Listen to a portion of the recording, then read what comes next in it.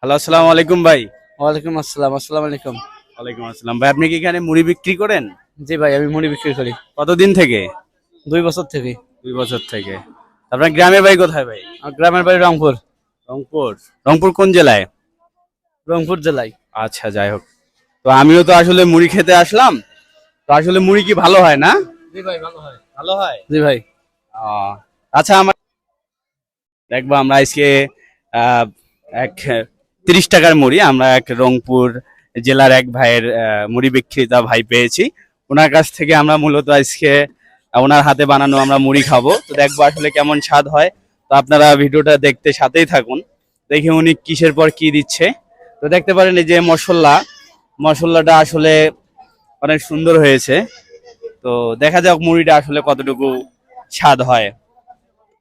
ভাই মুড়ি স্বাদ হবে তো ভাই? জি ভাই, স্বাদ হবে। স্বাদ হবেই। খাইলে বুঝতে পারবেন। আচ্ছা, যাই হোক, ভাইও অনেক কনফিডেন্স নিয়ে বলতেছে যে আসলে মুড়ি স্বাদ হবে।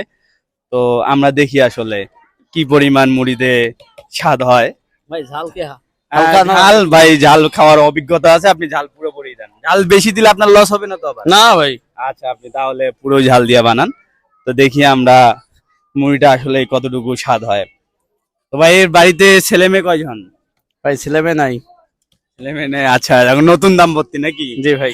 আচ্ছা, যাই হোক, আপনারা সবাই ভাইয়ের দাম্পত্যের জন্য দোয়া করবেন। ভাই বিবাহিত জীবনে হয়তো বা 1-2 বছর করছে, কিন্তু দেখি কি করি। তো দেখেন ভাইয়ের মুড়ি মাখানো স্টাইলটা কিন্তু অসাধারণ ছিল। তো দেখি আসলে মুড়ি কালারটা অনেক সুন্দর আসতেছে। তো দেখবো আমরা মুড়িটা আসলে কতটুকু স্বাদ হয় এবং আমরা খেয়ে দেখবো। ভাই মুড়ি বানানো শেষ? জি ভাই, শেষ। আচ্ছা, তাহলে আমাকে 30 টাকার পরিমাপ আপনি আমাকে মুড়ি দেন। জি ভাই। মুড়ি বানানো শেষ, এই ভাই আমাদের মুড়ি তুলে দিচ্ছে। তো ভাই মুড়ি কিন্তু আমি বারবার বলতেছি মুড়ি স্বাদ হবে তো নাকি? জি ভাই, স্বাদ হবে। আচ্ছা, স্বাদ না হলে কিন্তু ভাই টাকা দিতে পারবো না। ভাই খান আগে, তারপর টাকা দিয়েন। আগে খান। আচ্ছা, ঠিক আছে। ভাই বলছে যে মুড়ির স্বাদ না হলে ভাই আমার কাছ থেকে 1 টাকাও নিবে না। তো আমি কিন্তু আসলেই সত্যি মুড়ি খেয়ে দেখবো, যদি স্বাদ না হয় আমিও কিন্তু টাকা দিব না। হ্যাঁ, তো আপনারা দেখুন। তো ভাই এই মুড়িটা উঠিয়ে খাবো, একটা কোনো কিছু দেওয়া যাবে? তো ভাই একটা কাঠ দিয়েছে, দেখি পরে বানানোটা।